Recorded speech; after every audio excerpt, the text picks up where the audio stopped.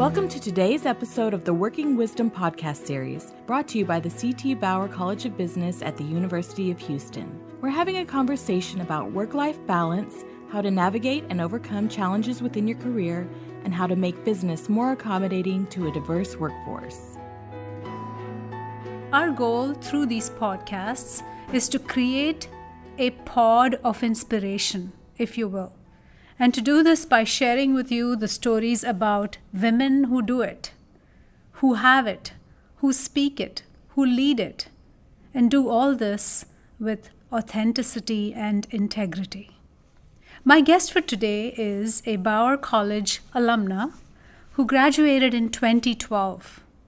She studied accounting and marketing. She served as president and Vice President of Public Relations for Beta Alpha Psi.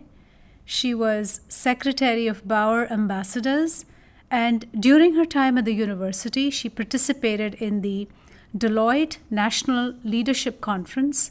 She participated in several study abroad trips to Spain, Berlin, Prague, Amsterdam. She's a recipient of the Arete Award, the Outstanding Student Academic Award, the Outstanding First Year Honors Student Award. And if you thought that life was a bed of roses for her, for Sana Mohammed, if you thought that everything was fine and dandy for Sana, you could not be further from the truth. So Sana, let's dig into your story. To begin with, tell us about the personal challenges you navigated even as you were winning awards and serving in leadership roles. Sure. First, thank you so much for having me on the podcast. I'm really excited about the pod of inspiration the Bauer team is trying to create. When I started at Bauer, I was choosing between two options. Initially, I was choosing between UT, so the Macomb School of Business, and U of H. And I was torn because I thought that UT would be a better school for me to go to, but U of H was local, which would help because I have a younger brother who has a developmental disability and he has epilepsy, and I wanted to be home to help my parents take care of him and be there to support him. And things, took a turn for I guess making the decision for me, which is in April of 2008, which is when I graduated high school, my dad had a heart attack and he was in the hospital. He had to have open heart surgery. And that week is the week that I decided that I'm going to U of H because that would just completely turn our lives around financially, but also in terms of what he could do in the short term around the house. And so I actually thought that I would go to U of H for a year and then transfer. And so my initial plan was, okay, let me do this for a year, be there for my family, support them and help them, and then move on to UT. And I came here and I liked it so much, but I also realized that being home and being able to help my parents with my brother and the challenges that he was facing was too important for me to leave behind. That is so inspiring. So just taking what you just said, your father's illness, your brother's challenges, and the fact that you had to make a decision which was at that time seemed not the best. These things would normally seem like a drag to most students, almost like, why is this happening to me? And none of that seemed or seems to have mattered to you. They did not halt your progress. They did not stop you from doing what you're doing. Tell us why you view these events as not as roadblocks, but as something that you probably embraced and just went along with at that point. Yeah, I think that it's, especially now, people tend to see things that seem perfect on social media or Instagram and assume that everyone's lives are perfect. But in reality, every single person has their set of challenges. And so the question is not whether you will be faced with challenges. The question is, what do you do when you are faced with challenges? So to me, each of these was, I'm just going to make the best and the most of what I've been presented with. So I will find the advantages of where I'm going. For example, because I had a lot of AP credit, I was able to walk into U of H with 42 hours of credit. And that wouldn't have happened if I went to UT. So let me focus on that. Let me make the best of what I have rather than think about what I've lost or what I could have lost, because that's just going to constantly be a roadblock for me. It's not something that I was perfect at. There are times that I did think about, well, what have I done if I had gone here, or if I'd done this instead? And that's when you use that moment to push yourself even more and to push yourself to try even harder. So I think that things that were, for example, I'm not sure if I would have been able to financially afford study abroad if I hadn't gone to U of H, because U of H gave me scholarships. And so it became easier for me to work and be able to afford trips such as going to Spain and going to Berlin, Prague, and Amsterdam on study abroads, while my sister who went to UT didn't have the luxury to take off even more student debt to do that. So in some ways, it actually enabled me to be more successful. So in my mind, I was thinking, well, okay, this is what I have to work with. How do I optimize my situation? How do I make the best of what I have and not spend energy or time focusing on what I've missed? So when we first met, you talked to me about the community you grew up in. And one of the things you shared with me was that their expectations were very different from yours. The role of women, being out there in the corporate world, what they expected you to do. It seems like you chose to defy the expected norm. What was that like?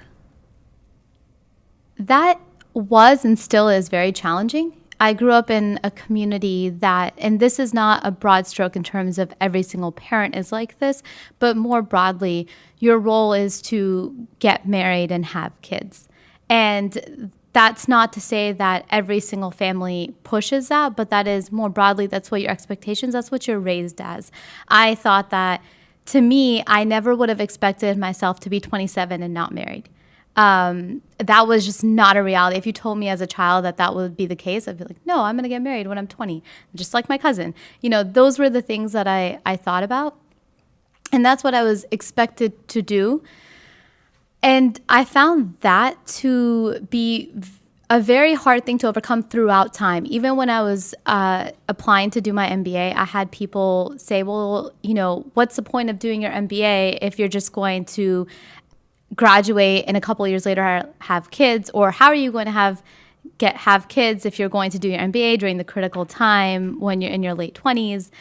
There's all sorts of notions that are still out there, and they still ring at you. I had a conversation with a friend who was saying how she's having the same debate in her head about, well, I want to get married and I want to have kids, and you know, where would my MBA fit into that? But that notion starts as early as college, and it can hinder you and stop you along the way. And the way that I confronted that was, I can't take an unknown factor into consideration. It's like telling a company to plan their budget based on a product they haven't developed and they don't know if there's a need for. It's irrational. So I had to bring my own logic into consideration of, until this is a known factor, I can't consider it. And I also need to think about what kind of life I want to create for myself and learn to push back on things that I was taught as a kid. And so that has been challenging, but it's been easier to do when you have the support of finding other like-minded people. So when you find other folks who are doing a similar thing as you, or who have the same goals and beliefs, that really helps you push back on things that you essentially have to unlearn. So say more about that, because you make it sound a lot easier than I'm sure it was. Just defying the norm when all the messaging around you seems to suggest one thing is certainly not easy. But and everything you say makes a lot of sense, but doing it is quite something else. Was there something in your upbringing, or is there something you do on a daily basis to help you come out of these situations where you're hearing message X, but you know message Y is really the right message? How do you get out of that situation? You talked about having people who think the same way as you do. Do you have a group of friends that you've cultivated intentionally that help you? What is it you do to build that resilience muscle, if you will? So I'll tell you what I do now is really cultivating my entire environment. So for example, on Instagram, this morning when I woke up and checked it, I go to the Goalcast Instagram page, which is basically a bunch of motivational quotes around meeting your goals. Or I'll check Gary Vee's Instagram story, which he's all about pushing you to achieve your goals. I had to actively remove things from my Instagram, and I don't want to fault any of those, but I had to think about, okay, well, what do I want to expose myself to, and what do I not want to? So even with my friends, I believe that it's not people, it's what you talk about with people. So I can decide what I want to share with people and what kind of conversations I want to have. So I tend to navigate away from certain conversations and instead talk about things that I find interesting. So asking people when they travel somewhere, what did you learn? What was something new that you didn't know that you found out when you went on this trip? So everything is, in my mind, cultivated around how can you learn and grow? And that, to me, really helps because, there's motivation can come from also, to some part, a little bit of, not jealousy, but a little bit of, looking at what others are doing and thinking, I'm really happy for them. I want that too. And putting that purposefully in your life, I think helps me stay motivated and not focusing on everything else. So that can be, part of that is the Instagram example. Another example is I move all of my social media into a separate folder, except for Instagram, in my iPhone that's on the second or third page of my iPhone. And I tend to check Medium, which is a blogging platform, almost constantly. So if I'm sitting in the car, it's a red light, don't do this. I shouldn't do this either. Or if I'm waiting at a restaurant or something, I'll open Medium and I'll read a blog post. And generally what I tend to follow is entrepreneurship, writing, inspiration. So I kind of try to create this world around me where I'm constantly listening to and reading things that push me more. So even the podcasts that I listen to are, how I built this, success, how I did it, Freakonomics, those kind of podcasts. So I'm trying to reinforce in myself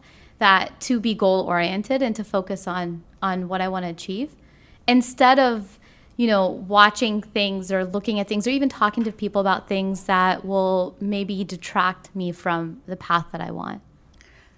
So it almost sounds like people who go on these plans to lose weight or do something. It's like there are a list of to-dos and a list of don'ts. Right. And you intentionally have created these lists and you surround yourself with the right messaging. That just sounds like such a neat thing to do and something we sometimes take for granted because we all expect to be motivated 6 a.m. in the morning, but it doesn't work that way. Yeah, it definitely doesn't work that way. I purposefully, so when it comes to your original question of, about coming from a community that stresses marriage and stresses having a family, while that is an incredibly important and invaluable part of your life, and everyone should, if they want, pursue that, it's also a matter of there are people who are balancing both of those. Who are those women that can follow? So I follow Sheryl Sandberg. I follow other people from my community who are Muslim women who are doing great things. So I follow them on Instagram. It's not as though I'm the first one paving a way. There's others who come before me. And so having them either on social media or even having them as friends in my support network helps me when I'm thinking about what I want to do. So I think that we talk a lot about, I think there's this narrative that you need to carve your own path and take the road less traveled. But what people don't remember is the road less traveled has still been traveled before. And so if you think you're going at it alone, you're really not. You are taking a path that maybe is, yes, unique to you, but other people have paved a wider road very similar to yours. So how do you find them and how do you learn from them? And not try to think that you're alone in this world and you're the only one doing this because that's just not the reality. Excellent. I hate to do this, but we're going to have to take a short pause to hear an important message from our sponsor. And when we return, we'll continue our conversation with Sana Mohammed on how does she do it. Bauer College's executive education program is training business professionals and leaders to tackle the challenges of tomorrow. Courses in consulting, strategy, analytics, project management, and more led by Bauer's award-winning faculty. Find open enrollment programs at bauer.uh.edu/exec. And we're back again with Sana Mohammed on How Does She Do It? Critical Conversations from the C.T. Bauer College of Business. So, Sana, since graduation, you have done a lot. You worked at BP in different areas, as I see it. Different roles, maybe transportation, operations, marketing, social media. What was that experience like? And more importantly, how did you take your, what I call your whole self to work so that there is a Sana who defies community expectations, who takes a lot of things in her stride that the world looks at and says, wow, that's amazing. Paying your way through college, dealing with illnesses, taking care of a sibling. How does that Sana fit in with the Sana who is a professional working at BP? That's a great question. Looking back at that, I think where that came out is something that I learned growing up and in that environment that I especially really learned in college was to push back and to constantly be comfortable taking on new challenges. So when I was 15 and my dad had put me on a learner's permit and I was learning how to drive, I did a couple circles in the Sartarsha middle school parking lot. My second or third day driving, my dad said, okay, we're going on 99. And I was like, I'm not ready for a highway. What do you mean? And he's like, no, we're going on 99. So we turn off of Randall's. We turn right onto 99. And he says, I need you to go up to 60. And I've never gone past 20. And so he's like, no, I need you to go to 60, at least 70, 60. And so I legitimately start crying as I'm gunning it on the highway around 60 or 70 miles per hour. And then he says, okay, now slow down. So I slow down and he says, okay, drive us back home. You learned how to drive. And I'm not kidding you. After that day, I never had a fear of driving. I mean, he taught me everything else after that, but that experience in itself showed me how if you are afraid of something, you just need to face it head on and then you'll get over it and you can move on.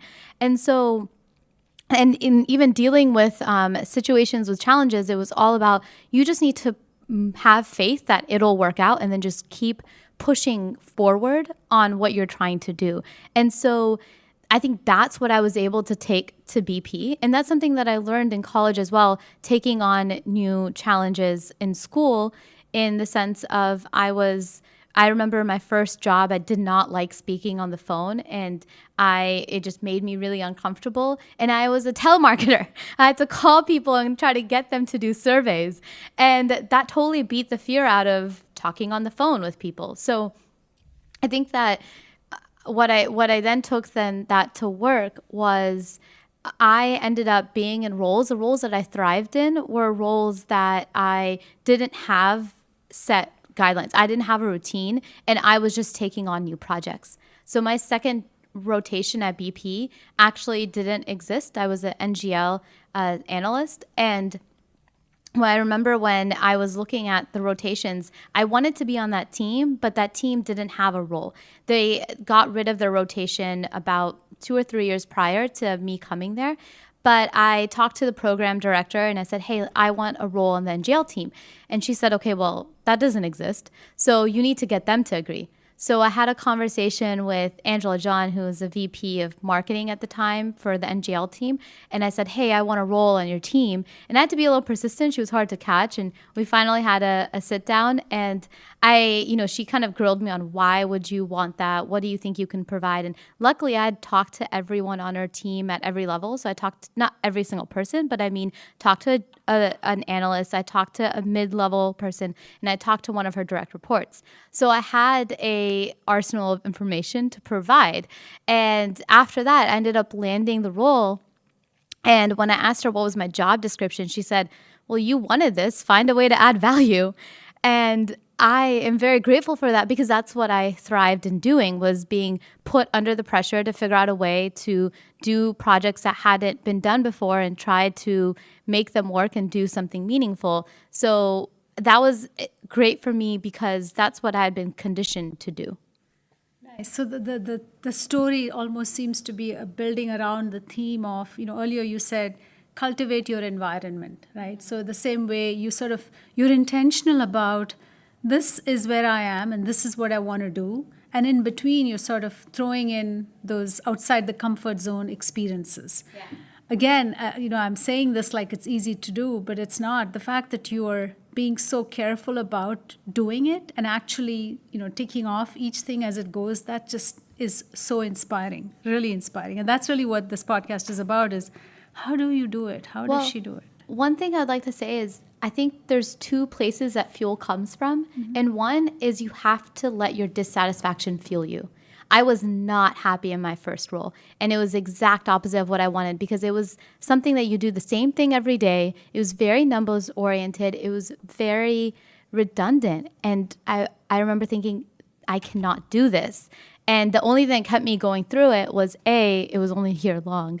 But B, I knew that I had to make then the next opportunity better, right? So I think too often we tamper down our own dissatisfaction.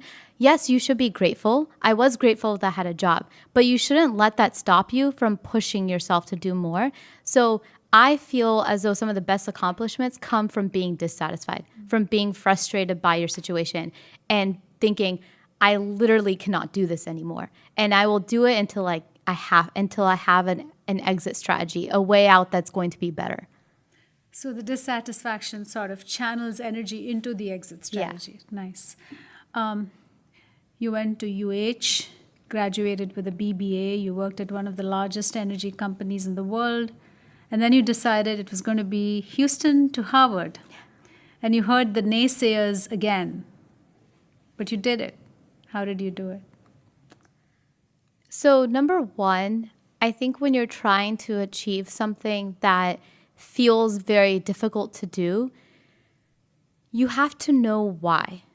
And you have to really commit yourself to that why. So you have to remind yourself of that.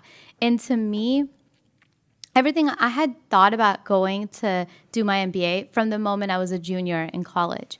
And so I had been trying to plan my life in accordance to that.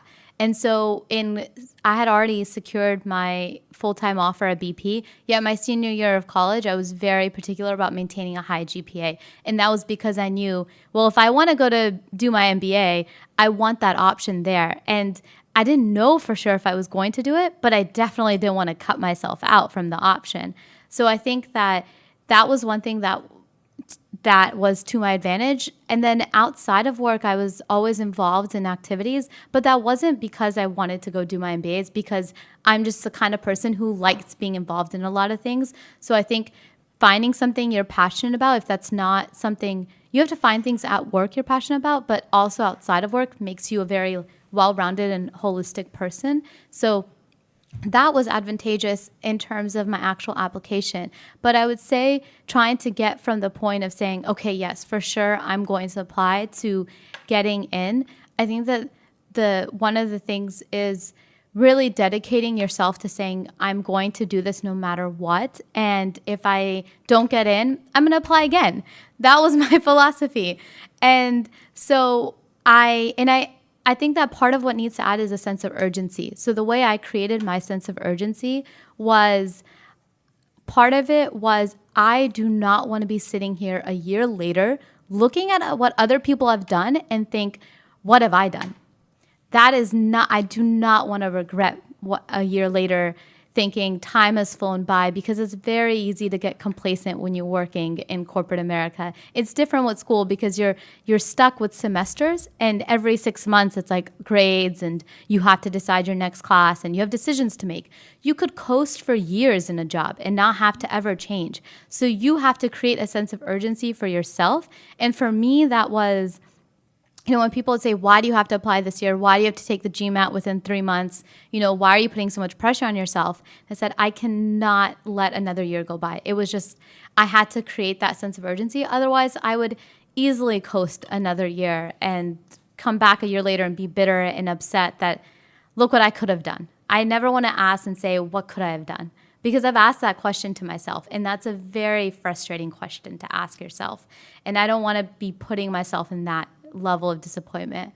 And so I would say that's one thing. The second thing is a community of people that are going to help you. So I had I wouldn't say I had one specific mentor and she or he has helped me the entire way. I have multitude of people that I've turned to that have helped me throughout my journey. That could be as simple as my parents.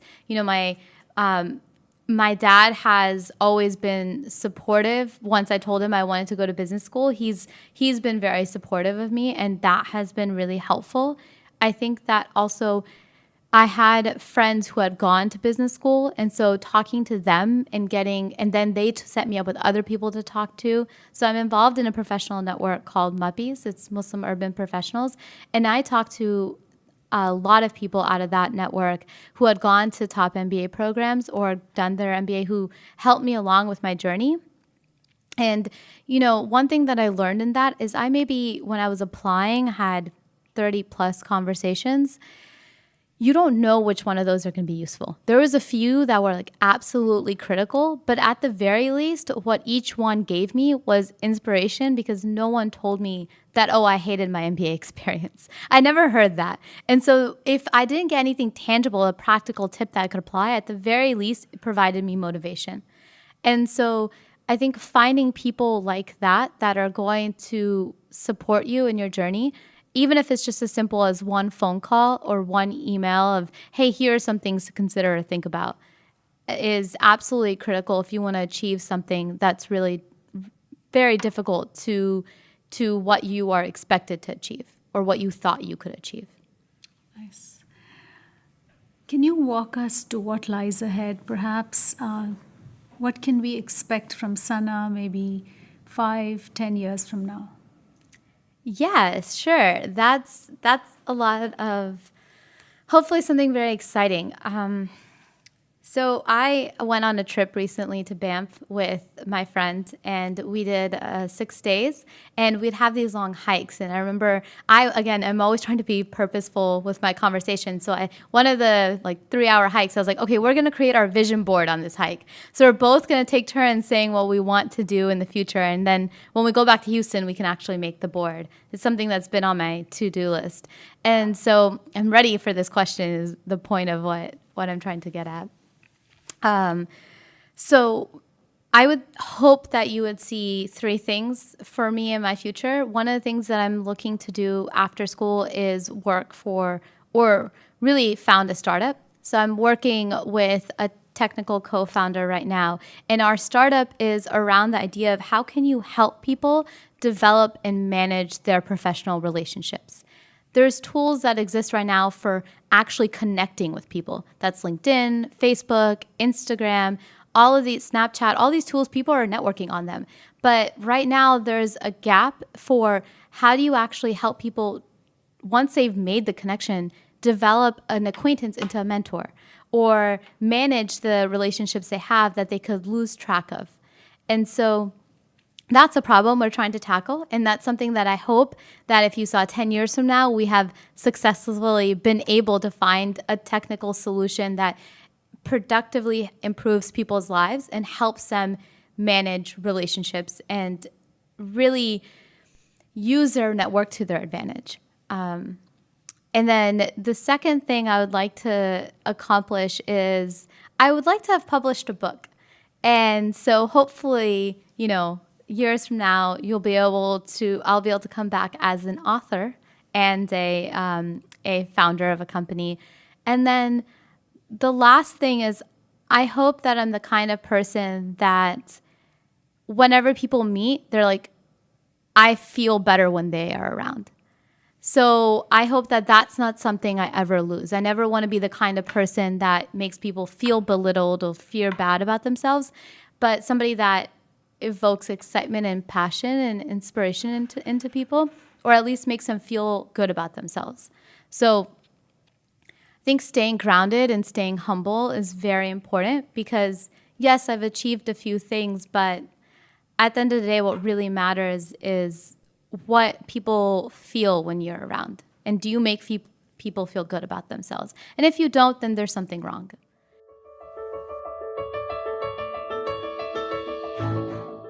Thank you for listening to today's episode of the Working Wisdom podcast series from the CT Bauer College of Business, brought to you by the Working Families Initiative.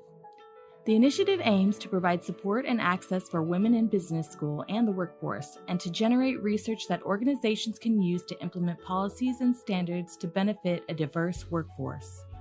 For more information about Bauer College and this podcast series, visit www.bauer.uh.edu/podcasts.